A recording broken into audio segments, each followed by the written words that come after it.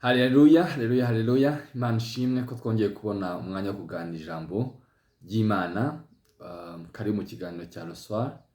Reka dutangire dusenga. Turagushimiye Imana nziza, tugushimiye ko ugira neza, tugushimiye umwanya mwiza uduha kandi ijambo ryawe. Uganze kandi utegeke iminsi ya Pentecote, iminsi yo kongerwamo imbaraga, iminsi y'ububyutse, iminsi yo kongera gukunda bihambaye. Kandi Kristo umunsi buri muntu wese yakwakiriyeho umwongera imbaraga za Mwuka wandi wadusezeranije kugira ngo ubwoko bwawe itorero ryawe rikomeze kwaguka mu izina ry'umwami wacu Yesu Kristo. Amen. Haleluya.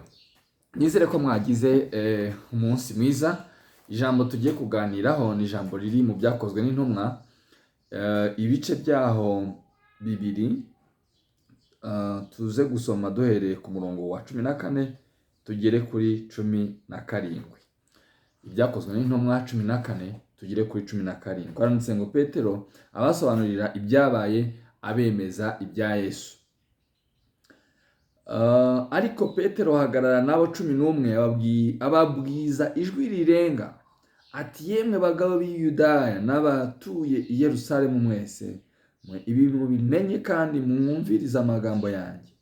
Aba ntibasinze nk'uko mwibwira ko kuba ari isaha ya gatatu y'umunsi, ahubwo ibyo mureba ibi byavuzwe n'umuhanuzi Yoweli ngo Imana iravuga iti, uku niko bizaba mu minsi y'imperuka, nzasuka ku mwuka wanjye ku bantu bose. Amen. Haleluya. Ngirisha mushaka ko tuganiraho rivuga uko intumwa za mbere cyangwa se itorero rya mbere ryuzuye mwuka wera, abantu bose baraho ngaho bagatangara, abantu baho bose bakumira bakavuga ngo ibi ni ibiki bibaye. Mu ijambo rimwe ndibutsindagire cyane, ni ijambo riri ku murongo wa 14 rivuga ngo Petero ababwiza ijwi rirenga. Ababwiza ijwi rirenga. Mu yandi magambo uyu Petero tujye kuganiraho uvuga ijwi rirenga, ni naho waravuze ijwi riciye bugufi cyane, ijwi ricecetse, ijwi ry'ubwoba, ijwi ryo guhinda umushyitsi igihe Petero bamwicaga.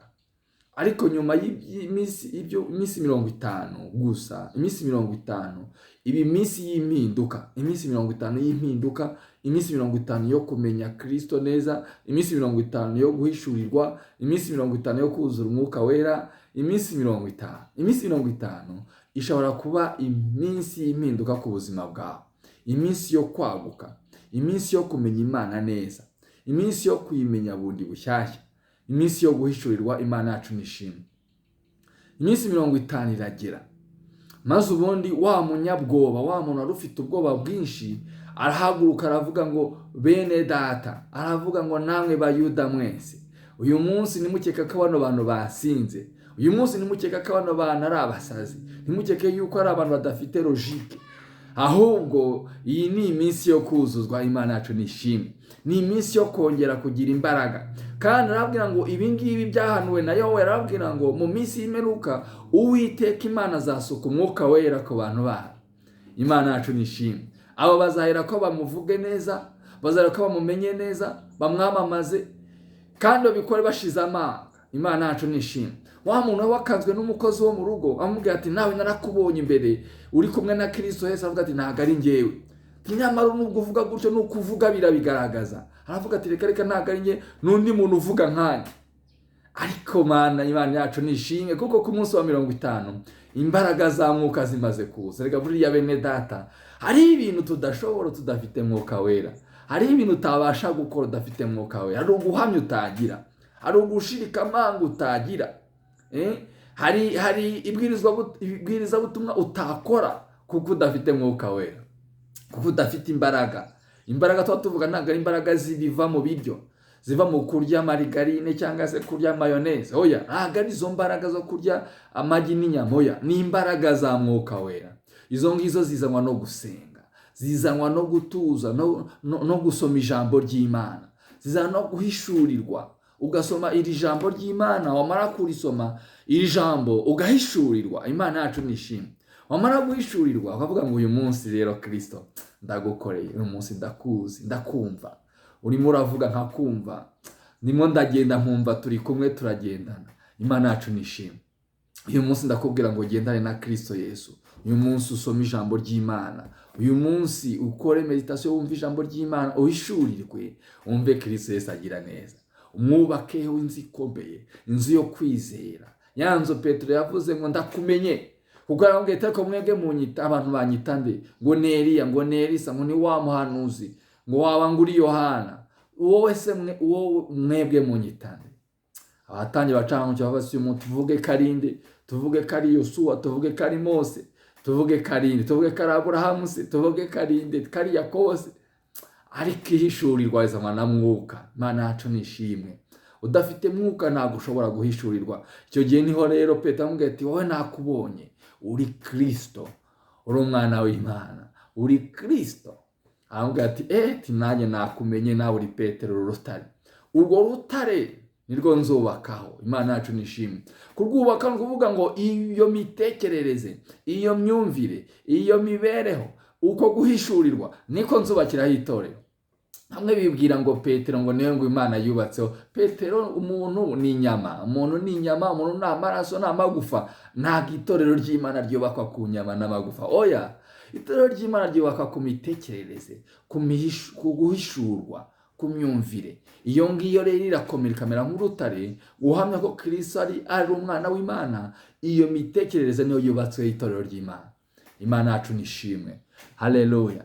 Uyu munsi ntawe uhishurirwe. Uyu munsi Mwuka Wera kumanukire. Uyu munsi uwongeye kuba umunsi w'imbaraga ku buzima bwawe. Umunsi wo guhishurirwa no kumenya Imana neza. Kumenya Kristo neza ntumushidikanyeho. Kandi iminsi yo gushirika ubwoba utagikangwa n'abakozi bo mu rugo, utagikangwa n'abantu baciriritse, abona n'abantu bose badafite imyumvire iri hasi. Oya.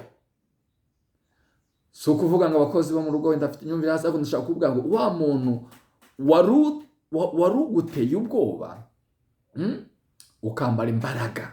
Ashobora kuba ari umuyobozi ukomeye, ashobora kuba ari ariko kuko ufite Mwuka Wera, uyu munsi ndahamya Kristo, uyu munsi Kristo ndamuhamya. Ariko mbere uramukozi yabatitije avuga ati wowe ndakuzi. Aravuga ati reka ntabwo ari njyewe, ntabwo ari njye. Ukuvuga birabigaragaza ati reka ntabwo ari njye. Ariko bene data, wavuga ijwi rirenga ku munsi wa Pentekote, abantu barenga 3000 barakizwa. Uyu munsi nabambara imbaraga, uvuge Kristo neza, abantu bakizwe. Imana yacu nishimwe. Ngigisha munari ifite kuri no munsi bivuga ngo nawe wuzura imbaraga, nawe ukomere, nawe wamamaze, wature ntaje kigutera ubwoba, kuko Kristo Yesu ni umwami wawe. Kandi Kristo adusezeranije imbaraga yuko azaba mu ruhande rw'abameze batyo bose, azabarengera. Imana yacu nishimwe. Haleluya. Munyemeye dusenge dusoza, ariko nkwifuriza yuko umatana na Kristo, kunda Kristo, kandi ijambo rya Kristo rikomeze ryamamare mu izina rya Yesu Kristo umwami wacu. Amen. Reka dusenge. Turagushimiye Imana nziza, tugushimiye ko ukomeje kubana natwe, utwambika imbaraga z'ubutsinzi, zo kunesha, zo guhamya, imbaraga za Pentekote. Mwuka Wera ube muri twebwe, atari ukwipapira, atari ibipapira, ahubwo ari ukukumva no kugukorera, ari ukukwizera nyakuri no guhamya kuri Kristo umwami Imana, kandi kuzaza gutwara itorero ryawe. Uganze kandi utegeke Kristo, abakwizera bose bakomeze bagukire muri wowe, kandi abumvira ijambo bakarikurikiza, ukomeze kubagirira neza mu izina rya Yesu Kristo umwami wacu. Amen. Murakoze cyane. Mbifurije Pentekote nziza, iminsi yo kwaguka, iminsi yo kuvugira Kristo aho bishoboka naho bidashoboka, mu izina rya Yesu Kristo umwami wacu. Amen.